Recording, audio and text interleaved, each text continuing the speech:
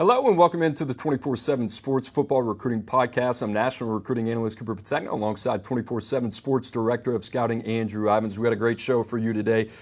Prospects flying off the board at every corner, and one of those guys you just saw, top 247 defensive lineman Javion Campbell, the number one player in Kentucky. We'll get to him in a minute. Also, teams surging in the rankings as well: Ohio State, Alabama, Georgia, Oregon. Talk a little bit about Wisconsin later in the show, and then we'll recap Future 50 over the weekend. But Drew, before we do that, dude, you had some fun, super jealous, partying with the Stanley Cup this weekend. Tell me about that. Was that just like a lifelong dream come true? Yeah, I mean, I drank out of the Stanley Cup on Sunday after the Panthers parade. Initially wasn't going to participate, kind of was at like a team party. And then I was like, why not? I mean, I'm never going to have the opportunity probably to do that again. So yeah, I was at the Stanley Cup parade on Sunday.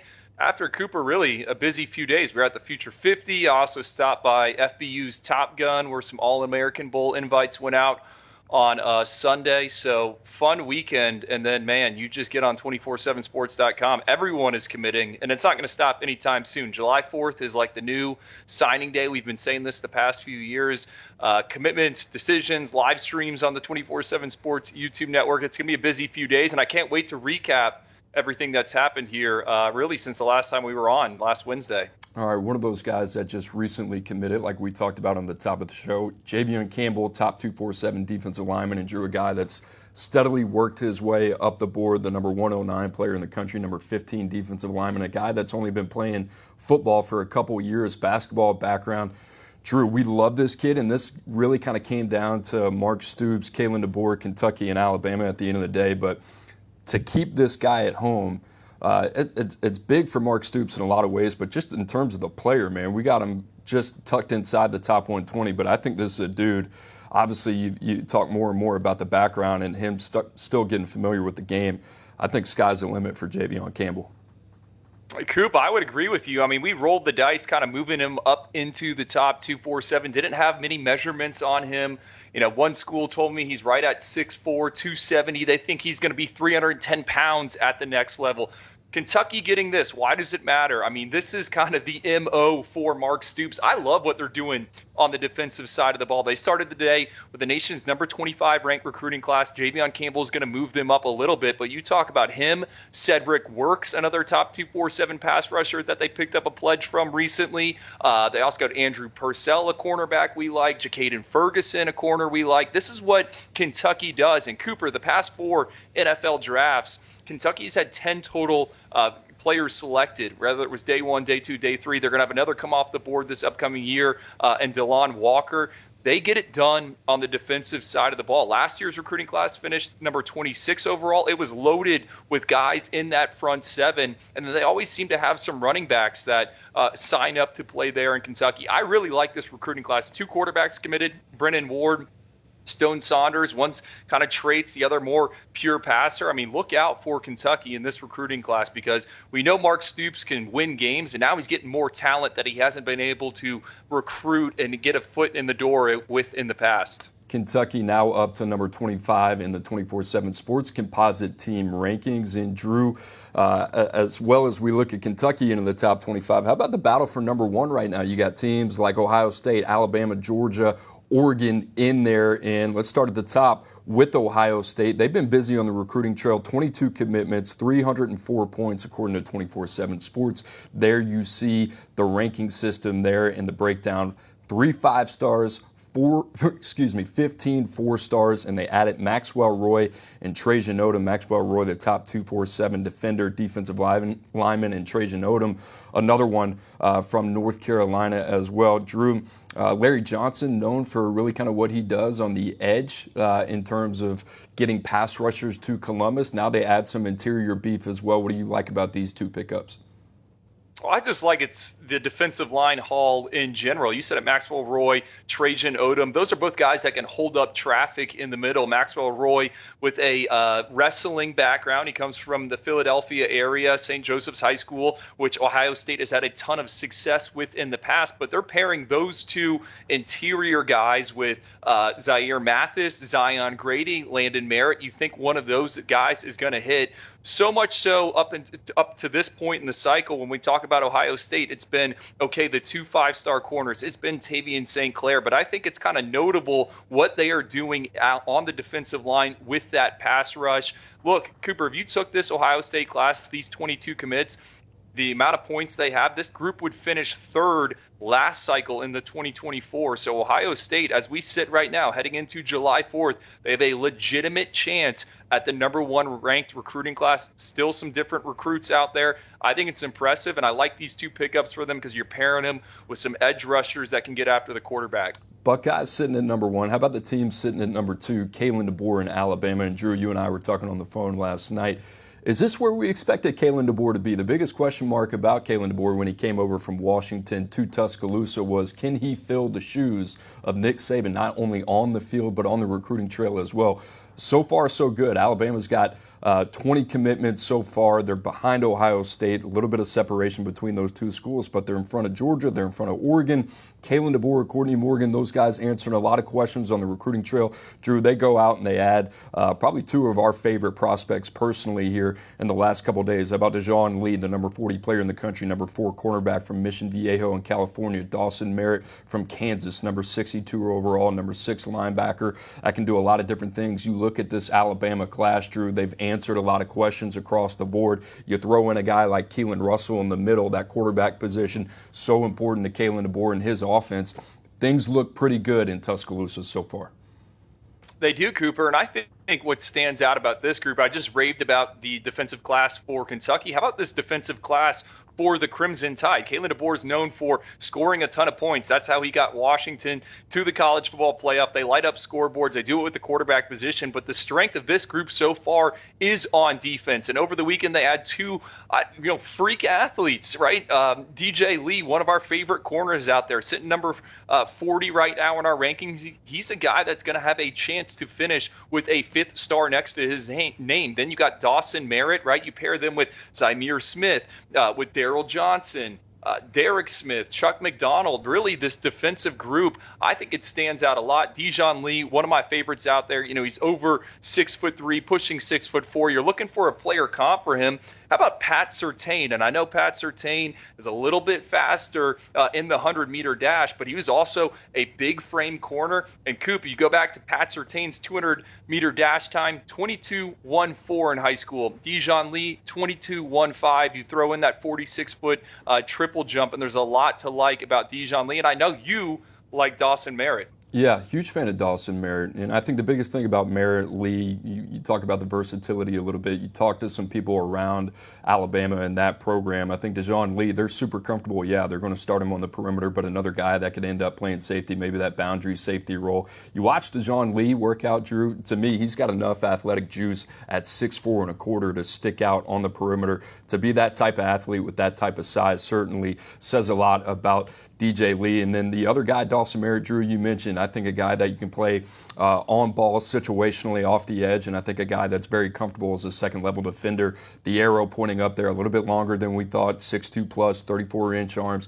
He's got some stuff to him athletically as well. So Alabama getting it done on the recruiting trail as Kalen DeBoer and the staff there continuing to chip away as they try to make up a little bit of ground on Ohio State right now, inching for the number 1 spot. All right, Drew, what's a race for number 1 without talking about Kirby Smart and the University of Georgia, currently sitting at number 3 in the 24/7 Sports Composite Team rankings, and they added a player outside of the top 247, but a 3-star that we like and has kind of emerged very quickly behind the scenes here at 24/7 Sports. About Landon Rowland, the number 65 receiver in the country, and Drew, a guy that had over 1,000 yards receiving. You turn on the tape, you and I kind of looked at each other, along with Gabe Brooks, Hudson Standish, and Greg Biggins, and said, does this guy remind you a little of anybody? And yeah, Ladd McConkey a little bit. And I can see why people could probably jump to conclusions on why we kind of went with that comparison. But this guy, his ability to get vertical, create separation down the field, I love his run after catch ability as well. Drew, this is one of those guys that maybe you don't make so much of it when it actually happens, but you can see 3 to 4 years down the line, this guy being a total pain in the rear end for everybody in the SEC. Yeah, and I don't think we're the only ones that's compared him to Ladd McConkey. Apparently, Kirby Smart and the Georgia staff said the same thing after he ripped off a 4.37 in the 40-yard dash at one of their summer camps. This is a guy that's a late bloomer, but you turn on the tape, region player of the year, crafty route runner. You said it, run after the catch. I love how he attacks vertically. He sets up defensive backs. I think Georgia is a little ahead of the curve here when we talk about where college football is, right? Name, image, likeness, where it could potentially get to a salary cap. In theory, yes, if we're playing EA Sports 2025, you want to go for all the 5 stars. But you can't get them all. Not with the what's the price tags on some of these guys. You have to get program type of individuals. Landon Rowland, to me, is someone that can be a special teams ace. He's got multiple return touchdowns on the highlight reel. This is a perfect take for Georgia. You pair him with some of the other receivers they already got committed. I think it makes a ton of sense. I'm excited to see what Georgia can do with some of these other visitors. You said it. They're sitting number 3 in the rankings right now. They're behind Ohio State. They're behind Alabama. We know Kirby Smart's going to finish strong. And I think over the next few weeks, we're only going to see more big names jump in the boat for the Bulldogs. All right, if you had to handicap it, Drew, you got 3 powerhouses, 3 of the best recruiting programs over the last decade, let's call it that, especially with Georgia since 2018 and Kirby Smart when he arrived, I believe 2017, excuse me. Drew, if you had to put money down right now between Ohio State, Alabama, and Georgia, and I think that's pretty fair to say, this is a 3-team race for number 1. We're sitting here first week of July. Who would you put your money on? Who would you be talking about as the betting favorite?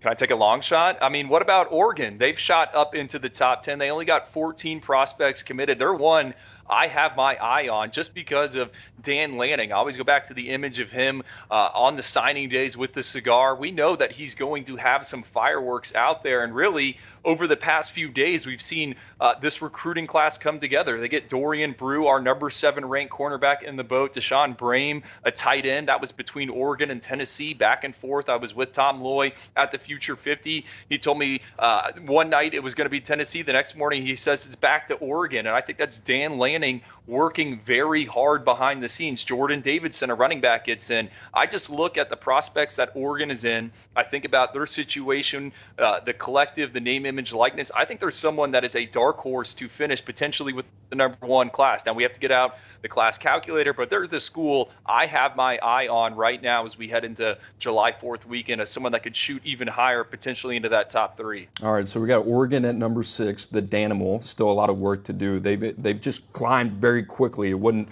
just a few short months ago. We're getting questions what's happening with Oregon recruiting. Ducks fans, I think you have your answer there. A lot to be happy about. We got more Oregon right after this. Guys, remember you are tuned in to the 24/7 Sports Football Recruiting Podcast. You can find Andrew and I every Tuesday and Wednesday at noon Eastern Time. Make sure to tell a friend and like and subscribe. And if you have your questions, make sure to submit those now on the 24/7 Sports YouTube channel. We got the Ducks, we got the Canes, we got the Noles, and we got a little bit of Wisconsin coming up as well. But, Drew, let's stick with Oregon. You talked about Deshaun Brame a little bit. Also, Jordan Davidson out of Modern Day. They add him to the backfield. 2 other guys, Dorian Brew, top 247 defender, a guy that only played in 5 games last year. How about this one, Drew? I want to talk about this kid, and I hope you've watched him before we get into it. Josiah Sharma, the number 42 defensive lineman in the country, and a guy that has a lot to like. 2-way snaps. You think about his ability, almost 300 pounds, 292 pounds, worked out in Seattle at the UA Next Combine. Drew, I turned on the tape this morning, and it just kind of came ringing to me a little bit bigger of a conversation philosophically here. Dan Lanning and his staff will continue to just take players like this continuously. He kind of reminded me a little bit of Stephon Shivers, currently committed to Georgia. But this is a big kid with a lot to work with, a lot of physical clay. I like the combine a lot more than I like the tape. But it made me think to myself, all right, out of the 4 teams in that West Coast footprint, going from the Pac-12 to the Big Ten, who else is recruiting like the Ducks right now at the point of attack? Not USC. Washington is TBD. We'll give Jed Fish some time, and UCLA is kind of out of the question for me. Drew, if you were Dan Lanning, why would you ever leave Oregon if it's just going to be shooting fish in the barrel year after year when it comes to point of attack players? Yeah, I mean, Jaquan McRoy, Jericho Johnson last cycle, compared them with Elijah Rushing, Aiden Breland. We've talked about Demetrius Manning, the O-line commit that Oregon's got so far. You can see the emphasis on the point of attack, and I know this isn't a trench player, but to me, Dorian Brew, the fact that Oregon gets him committed, I mean, this is a 6-foot corner at 200 pounds. And I think when you look at the two deep, you look at the roster, they've needed some size at corner. They got Ife Obadegwu, who we really liked at the Under Armour camp last cycle. Besides that, it's a lot of smaller guys. Dorian Brew, to me, is someone that you can play in a boundary role. And you think about moving into the Big Ten, where there's a more of an emphasis on the run game, right? Your perimeter players have to tackle. I think Dorian Brew can do just that. He's had an interesting path. He's bounced around high schools. He's played in that spring league. But this is a big pickup for them. They're also in it for DJ Pickett. Dorian Brew's the one that jumps out to me, in addition to kind of those trench players, what they're doing. I wrote about it for CBS Sports last week, Cooper, talking about USC and them getting into Georgia, going after Justice Terry, going after Elijah Griffin, going after Isaiah Gibson. And to me, those are all priority targets for Georgia. It seems like Dan Lanning is finding ways to add a bunch of mass in these big bodies, but avoid recruiting battles with Kirby Smart, right? He understands where Georgia's targets are, and he's going to go find that beef somewhere else. I think Lincoln Riley could take a page from him, right? Stop going for Georgia's plan A's, find maybe their plan B's or someone else in another part of the country. It makes a ton of sense for Oregon, and really, he has the ends when it comes to the big bodies on the West Coast. Yeah, Sharma, Dimitri Manning on the offensive side of the ball. You talked about Jaquan McCrory last year, a guy out of the state of Alabama, was kind of a plan B for some of those schools. Auburn wanted him, ends up going out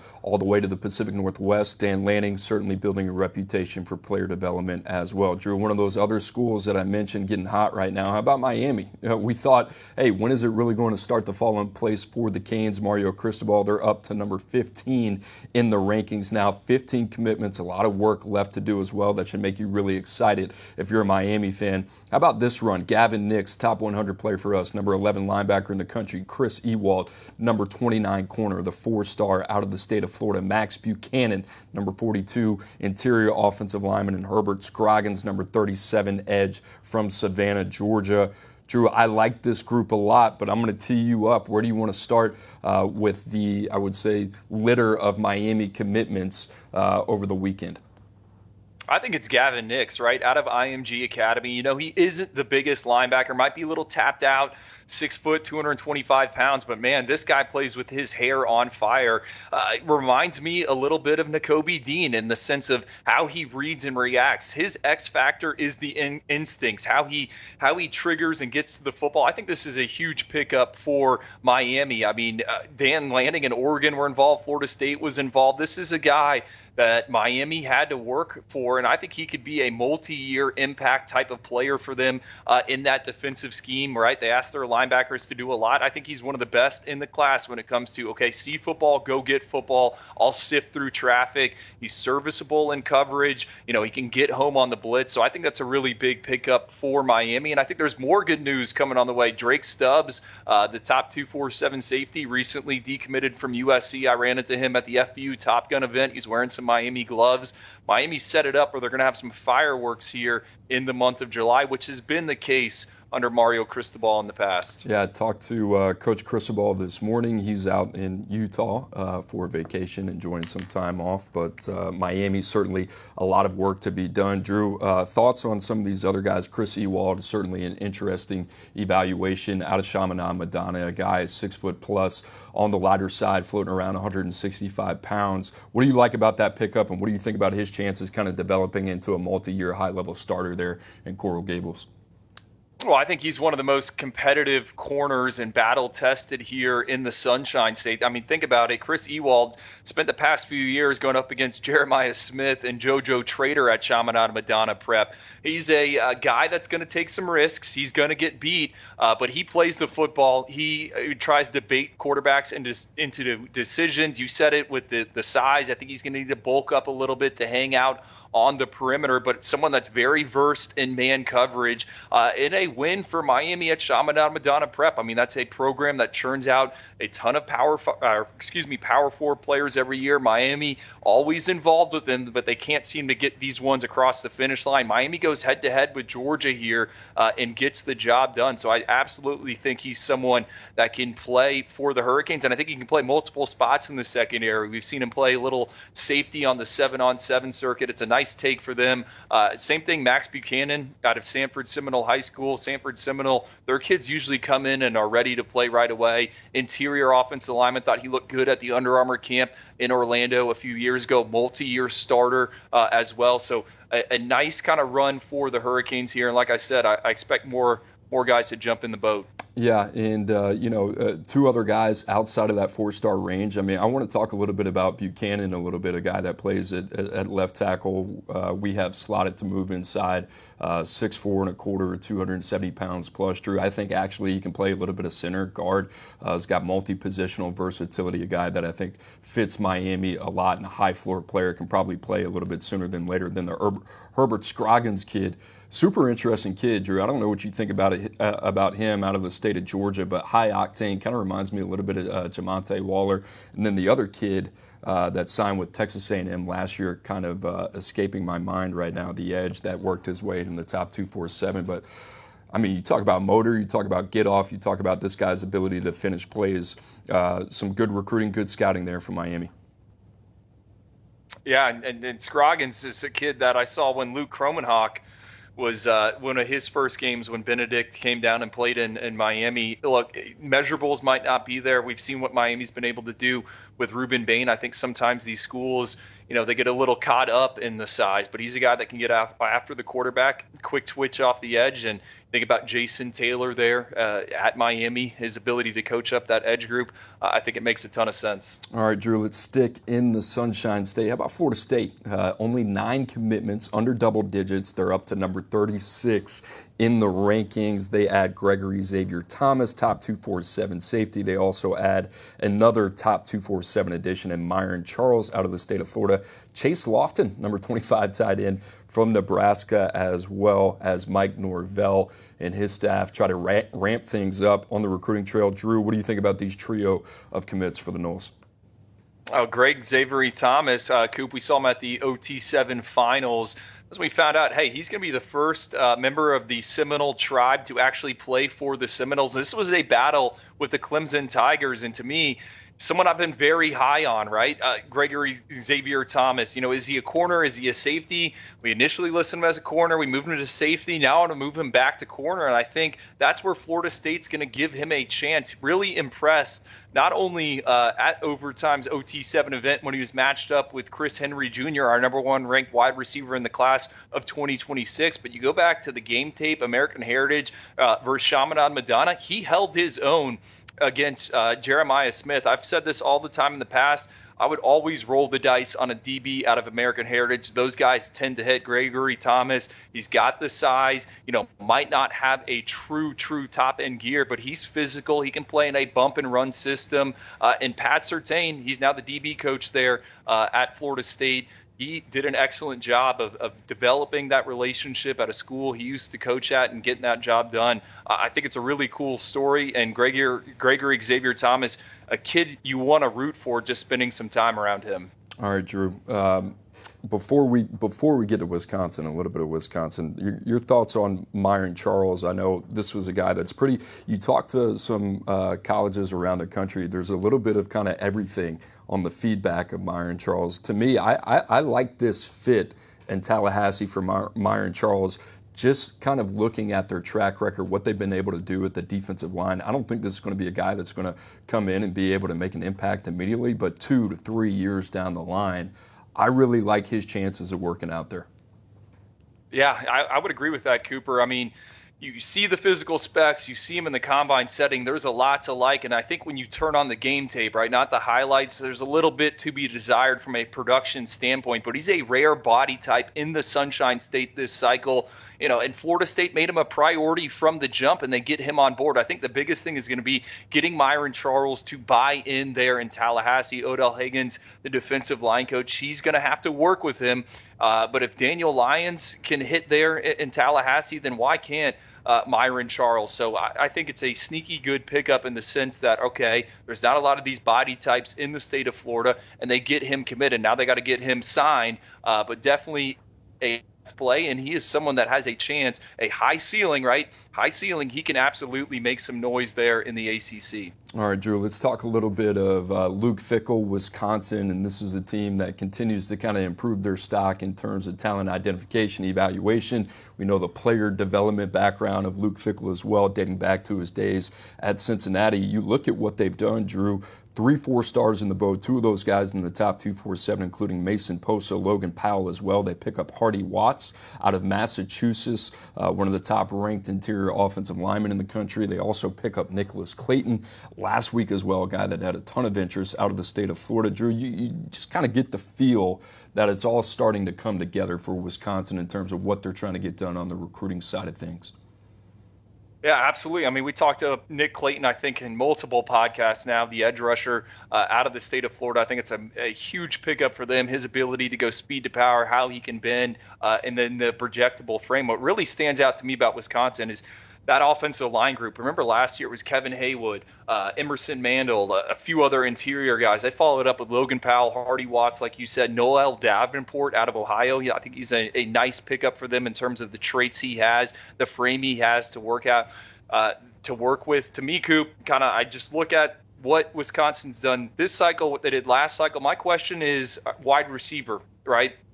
Can they add a game breaker? I've liked the guys they've got committed so far. I mean, they got T.Y. Hilton, Eugene Hilton's kid, Cam Miller, but really kind of that game breaker. And that's where I'm going to have my eyes moving forward with Wisconsin. Can they find a true wide receiver one? But really, this recruiting class, Coop, I've said this before, I think all 32 NFL teams are going to make Wisconsin's Pro Day a must-stop in the coming years just because of the traits, the talent they are bringing up. These are guys with Sunday potential, and that seems to be the theme with last year's recruiting class and this recruiting class as well. All right, guys, if you're just joining the show, busy weekend as we get to it. A lot of players flying off the board, committing.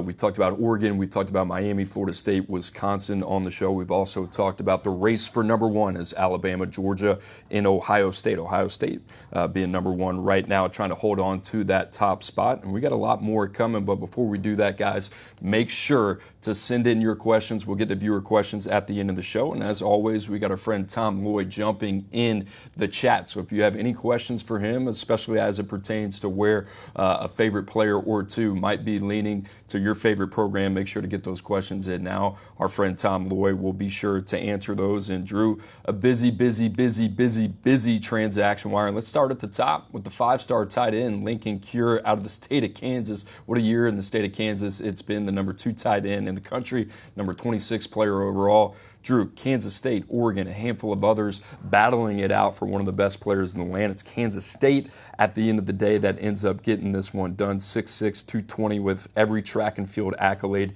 you could possibly imagine as well. Drew, a huge pickup for Kansas State, and that cannot be understated.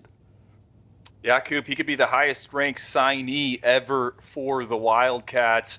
I wrote about it in my CBS Sports column. Like, the Big 12 to me is fascinating in terms of, okay, who's going to finish with that number 1 ranked class? We're talking about, nationally who's going to finish number 1, but who's going to have the top group in the Big 12? And I think, really that's the question about the conference. Who's going to take that step forward? To me, Lincoln Cure for a tight end, I mean, he checks off box after box. He's an outside receiver, tons of growth potential. You mentioned the track. How about the basketball, Cooper? Scored 14 points in the state title game. He does it all. Also works on a farm. Me and Tom Lloyd were talking to him last week. He was covered in mud. He says there's no 5-star that works harder for him, than him. So Lincoln Cure, guy we're going to get in the All-American Bowl. Huge pickup and a potential difference maker there in the Big 12. All right, Drew, let me tee you up on the next couple. And a guy that you want to talk about, and we don't really talk about this program much on this show.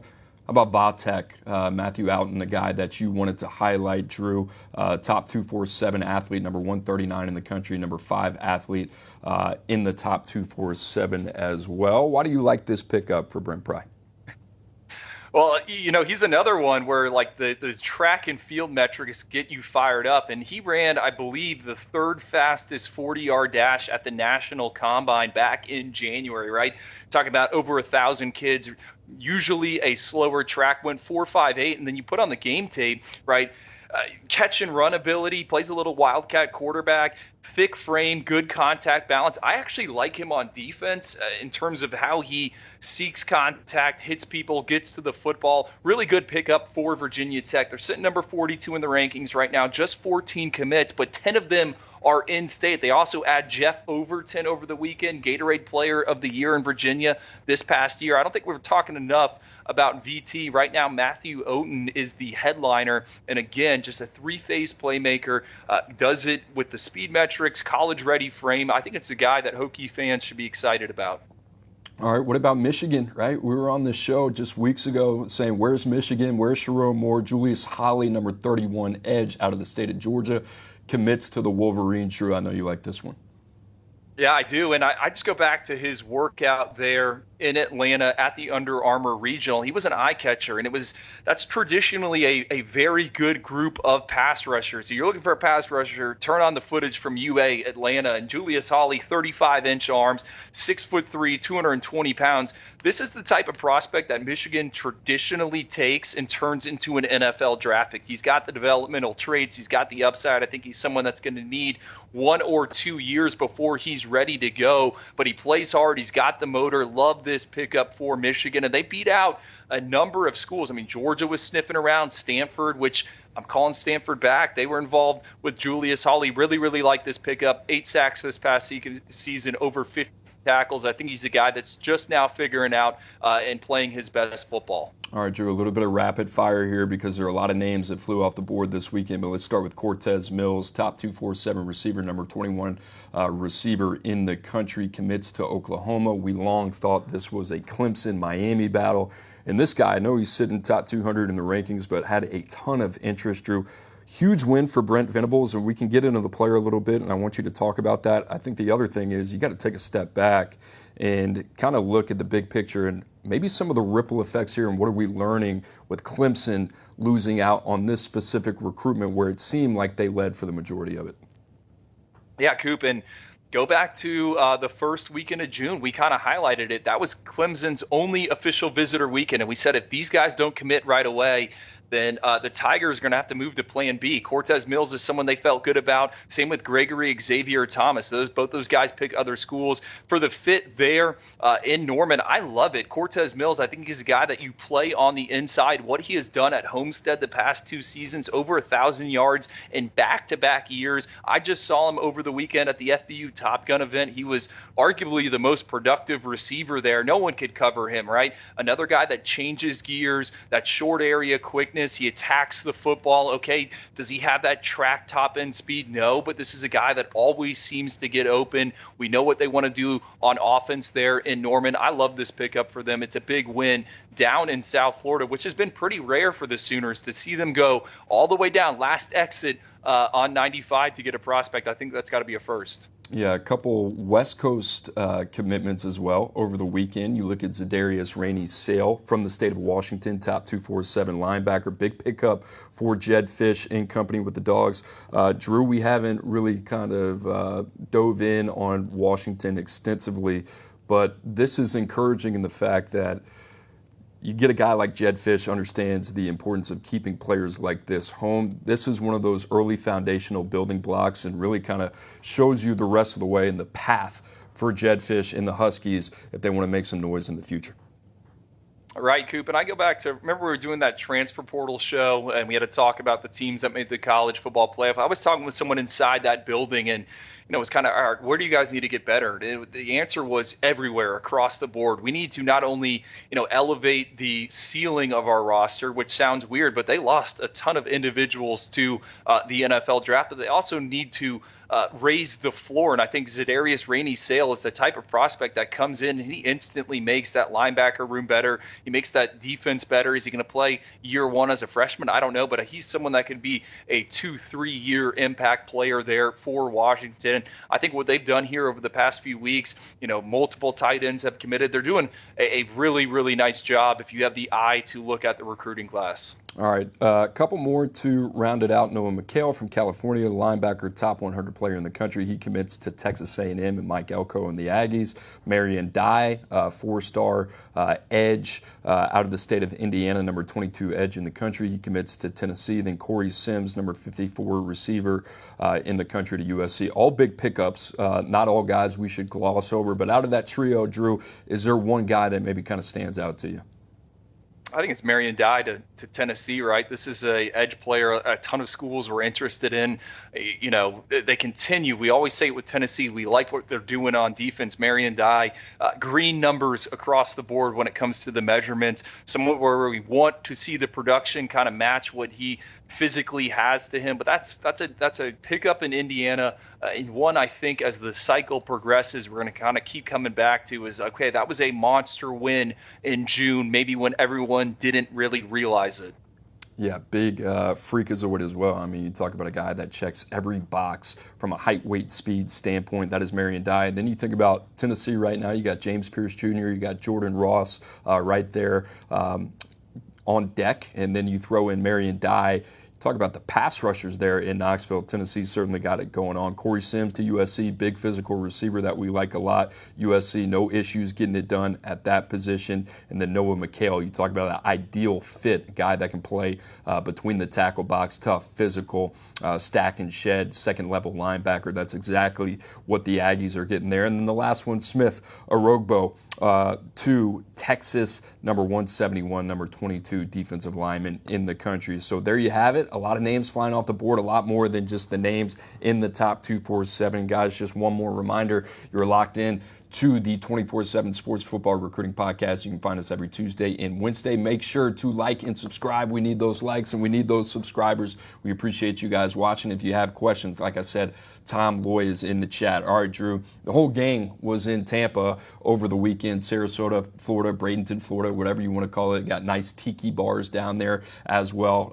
For the Future 50, and Drew, a little bit of 5-on-5 football is what we saw. We saw some individual drills like we've seen in the past as well, but a little bit kind of a lighter feel this week around. The big men were not there. It was all skill position, and a lot of the top quarterbacks in the country, 7 of the top 11 in 2026 were there. You had Faison Brandon, Dia Bell, committed to Texas, Brady Smigel, committed to Florida State, Jaden O'Neal, Oklahoma, Brady Hart, Michigan, Will Griffin, Florida, Noah Grubbs to Notre Dame.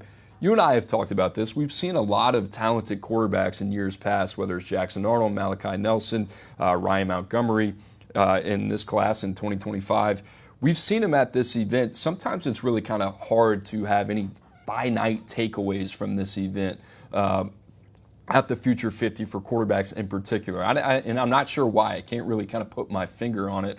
But we're going to try, Drew, and just asking you, you know, the good thing, even if it's just body types, you get to see these guys kind of stacked next to each other. Were there any takeaways after seeing some of the top arms in the country this weekend? Yeah, well, the 5-on-5 was interesting, right? So it wasn't 7-on-7, and that's because, you know, flag football's coming to the 2028 Olympics. There was some USA football personnel there. I'm not sure if they were scouting, but the 5-on-5, quarterbacks have 7 seconds to throw. You can blitz on any play. It's a 45-yard field, and it's very, very narrow, right? So it's not wide, a ton of space to work with. So it's kind of hard, I think, Coop, you would agree with me, to really figure out what's going on and evaluate some of these quarterbacks. With that being said, I thought we saw from Faison Brandon on Friday night, he was great. Didn't put the ball in a position, bad spots. He ran for a long gain, which, again, is kind of hard to do on this narrow field. You'll see it right here. It took off for about 20 yards. I thought he hurt his knee on that. I was like, this is not good. But his size, I think that's the thing that really stood out to me when you put him alongside these other quarterbacks, his peers. He measured, I think, 197 pounds, but when you're around him, he looks like he's 215, so he's only going to get bigger. And I thought Cooper was also notable. Not only was he the most consistent of the quarterbacks during the camp on Saturday morning where they're throwing to stationary targets and, there's some routes on air. I thought he was, again, the best of the bunch in that department. But it seemed like the other quarterbacks there, right, that group, when Faison Brandon showed up to check in, like those guys kind of, started respecting him kind of as the alpha of the group. And you get these guys in the camps. It's kind of fun to see, all right, who's the guy that's first in line? What's the pecking order? And it seems like all the other quarterbacks respected him. So I thought it was an overall solid showing. There were some other media members there. That was their first time seeing FaZe and Brandon. And they're like, well, look, I totally get it. The combination of the frame, the arm talent, how he's able to move around. It was a really good showing. And Coop, let's not forget, he's a one-year starter at Grimsley High School. I think he's just now figuring it out. He's going to have a monster junior season and senior season as well. Yeah, well, one of the youngest quarterbacks in the class, too. You take that into consideration, and a move that I think at the time, a little bit of a calculated shot, putting FaZe and Brandon as the number one player in the country. But Drew, I think every time that we have seen him, he's kind of cemented himself as that guy that we were willing to take a shot on, and certainly a guy that is an ascending player and put enough on tape. And then athletically, when you see him, there's a lot to be excited about. You mentioned the frame here. I saw him in April. He was 196 pounds then. He's 197 pounds now. Is it fair to say he just kind of looks completely different than he looked a couple months ago, even though the weight and the body mass kind of looks the same? He looks bulked up. Kind of gets you excited about, all right, what's this guy going to look like in 2 years playing around 210 pounds? No, I think you're right. I mean, he's going to be 215, 225. Another kind of moment I liked with him, asking him, all right, you can spend an hour studying film with anyone. It could be a head coach. It could be an NFL quarterback. You get 1 hour. They could be alive or dead. Who is it? And Coopy told me he's like Tom Brady, and he said that right away. He didn't really have to think about it. That's who he'd want to spend 1 hour studying film for. And I said, okay, why Tom Brady? He's like, well, he's not the most athletically gifted quarterback there is, but his ability to read and diagnose different coverages and find the right target, where to put the football. He's like, I'd love to have that as part of my game. So I thought that was also notable, just kind of getting a feel for him as a person and to see how he's wired. All right, Drew, outside of FaZe and Brandon, the number one player in the country, any other takeaways with these guys? I know you like Jaden O'Neal. Diabell is one of those guys we're still trying to kind of figure out a little bit. It was good seeing him in person for the first time. Any other takeaways when you look at this group?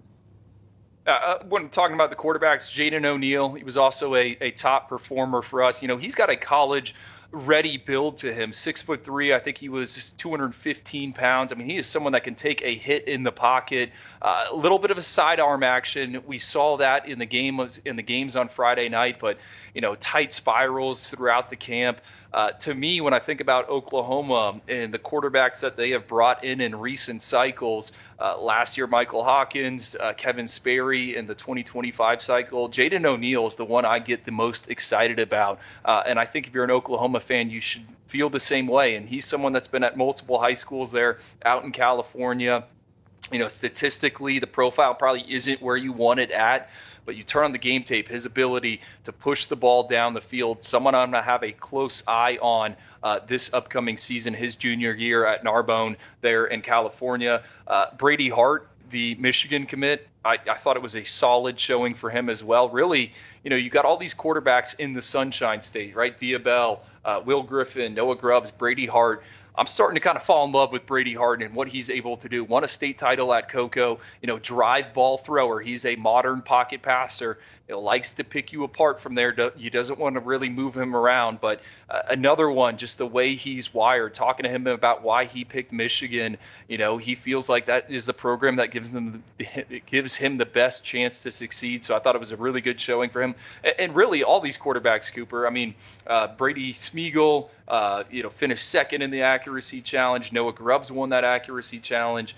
It's a talented and fun group, and it's weird that a lot of these guys are committed right now at this point, and only more and more 2026 quarterbacks are making decisions. Drew, we got a question about Brady Hart in the chat, kind of asking about, all right, what's his ceiling, not only in the high score rankings, but eventually as a starter at the next level? What do you kind of see for Brady Hart here over the next year or so?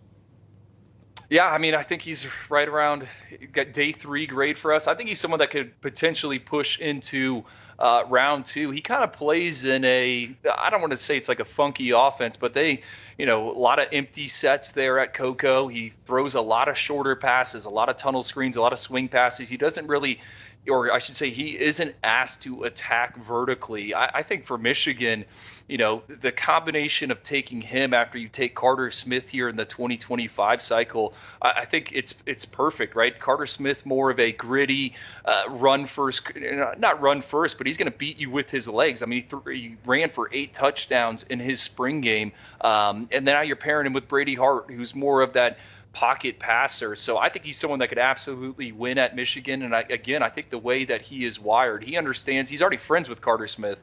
And I think he's a guy that's ready to come in and compete, and someone that I anticipate having a big junior season as well. All right, Drew, let's round it out on some additional eye catchers as we take a look at some of the other positional standouts and guys like Kendra Harrison, the number 6 player right now, multi-sport background, number 1 tight end in the country. You had Kashawn Henderson out there, committed to Houston, and Willie Fritz, number 19 player, number 1 athlete in the country. Cedarian Morgan, a guy that you and I certainly love and have a deep infatuation with, number 20 player in the country, number 4 receiver. Jet Washington was another name, Drew, a guy tucked inside the top 32 currently, and then Derek Cooper, top 247 athlete as well. Let's start with Cedarian Morgan, Drew. I knew this was kind of one of your first times seeing him, and this was a guy that, if you've listened to this podcast before, interesting. It really doesn't happen a lot, but at the time when we put him where we did, inside the top 32, this guy that only had, Troy, Indiana, I think, shout out to Alabama State or one of those teams, now has picked up the rest of the world. But Drew, just seeing him in person, what were your initial thoughts of him? I mean, the frame, right? 6'4", over 200 pounds. I thought he was smooth yet explosive, and we didn't get him in one-on-ones. They didn't do one-on-ones on Saturday morning, but everything you wanted to see from routes on air, how he got in and out of his breaks, how he went up and he attacked the football.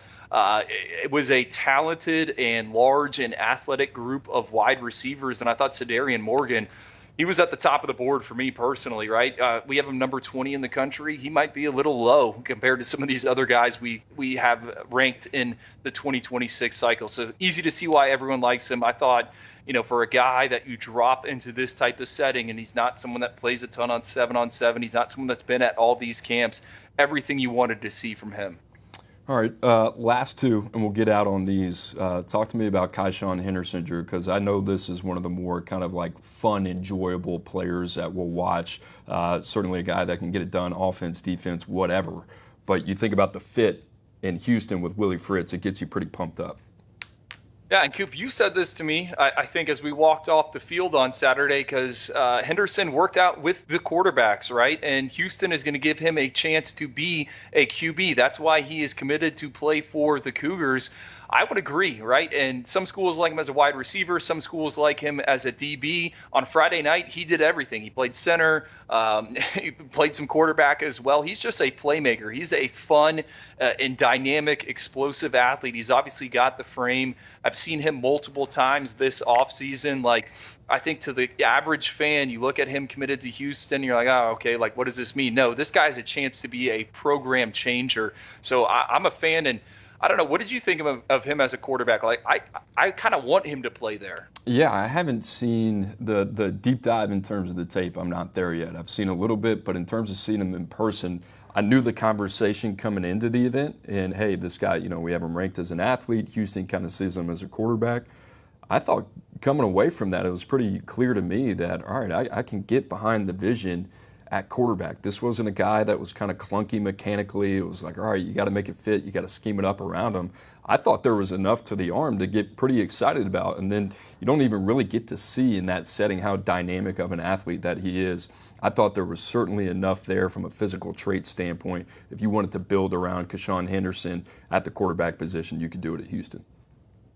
I would agree. Keelan Russell was the big mover when it comes to the quarterbacks in the 2025 cycle out of the state of Texas. Keyshawn Henderson could be that guy in 2026. And when we built out the top 247 for the class of 2026, Hudson Standish, Gabe Brooks, I was like, hey, where are the Texas quarterbacks? Usually that is a stronghold when it comes to the arms. I think we got 2 of them so far in the top 247. Maybe Keyshawn Henderson is that guy. Drew, the last guy I want to talk about, how about Jet Washington out of Bishop Gorman? I mean, you talk about guys that are just physical specimens, and we got them listed at 6'4", 175 pounds. Rarely does it happen when you go to these events and a guy is listed and they meet their height and weight for what you think they are. He might be bigger. I mean, he's floating around 6'4", 175. He's probably 185 right now, and you know those guys are well fed at Bishop Gorman. Well, you talk about a guy that made it look pretty easy playing defensive back throughout the entire week. I mean, he's easy on the eyes, but just in terms of the way that he moved, there's a lot to like about this kid. Yeah, well, no, he's actually 200 pounds, Cooper, because I was standing by the scale when these guys are measuring. I had Jet Washington written down. Keandre Harrison was another one where I wanted to see how big he was, along with Faison Brandon. No, he's 6'4", 200, right? And what is he?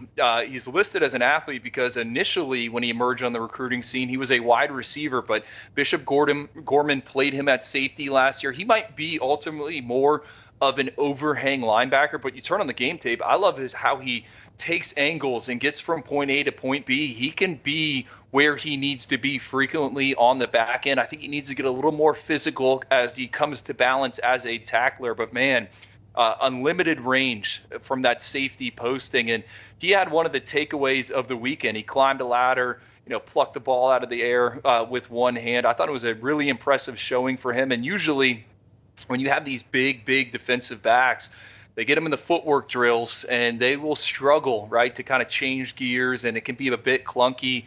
I saw enough from him in terms of the lateral quickness and the burst. I'm a big fan of Jet Washington. Obviously, a special athlete. He also plays basketball. He's got some notable bloodlines, but certainly a name to know in that 2026 cycle. All right, guys. If you have any more questions for me and Drew specifically, Tom is in the chat answering all your recruiting questions. If you have scouting questions, that's how we'll differentiate the two. Make sure to get those in the next 30 seconds while I do this promo, and we'll try to answer it. If not, we're going to wrap up there. But just a reminder, several commitments this last weekend, and that's going to continue through the 4th of July holiday as well, including top 247 wide receiver Donovan Olugbode, number 69 player overall in the country, an exciting one, and a huge fan of the Oyster Boys on Friday at 4 o'clock Eastern time, so make sure to lock in there. Drew, I'm going to see if we got any more questions here, and if not, I think that's about it for us. Any final comments? No show tomorrow, 4th of July. We're going to enjoy the week. We appreciate it. Hope you guys are okay with that. We'll probably have a lot more to get to when we get back next week. I guess we'll leave on this one. Next 2025 update, next 2026 update. Do you have any specifics on those and what you can tell the good people about when that may be happening? 2025 will be very soon, right, after the July 4th weekend, and then we're going to get into 2026 at the end of July, and then that initial 100 for the class of 2027, Cooper. Hope you're fired up about that. That will be in August, right? So this 2025 update going to be very quarterback focused coming out of the Elite 11 finals. We also had some events here in the month of June, right? You had the OT7 event. We had various college camps. Really, I think the moves are going to be minimal outside of the quarterbacks, but kind of positioning some of these prospects in terms of how we see them heading into their senior seasons, right? Then we'll update early on after that first month and a half when different prospects have played.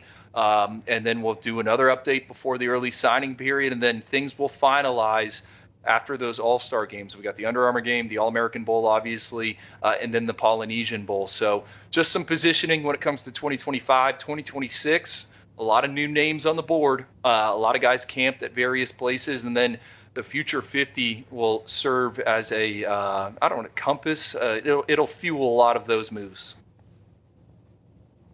All right, Drew, last question from our boy Andrew. He originally said Justin Williams, but I didn't think he meant that. He meant Jonah Williams. Jonah Williams, do you think he'll be a better safety or better linebacker at the next level?